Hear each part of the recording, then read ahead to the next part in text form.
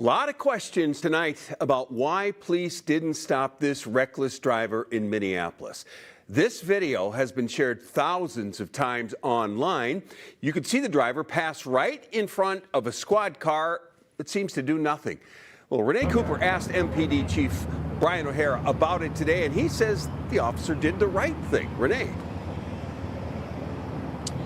Kevin, Minneapolis Police Chief Brian O'Hara confirms to me the car was stolen, but he says his officers' hands were tied.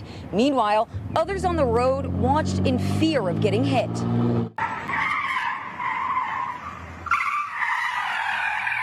Videos like this one, viral on social media in the metro.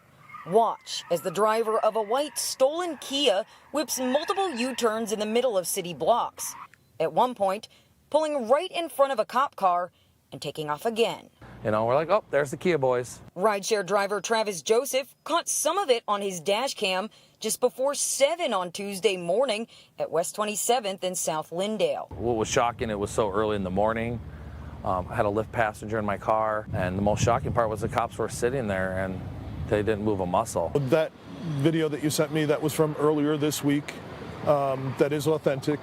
And unfortunately, that's nothing new. Police Chief Brian O'Hara says his officer followed department policy. If it's simply a stolen car and there are no other crimes, there's no firearms involved, no threats of violence, if an individual is trying to just bait the officer into a pursuit, it's not going to get safer once the cop starts chasing them. So you're saying, as the police chief watching that video, it was likely to be a bigger risk to initiate a pursuit than the car was already causing? I'm saying the cops did their job.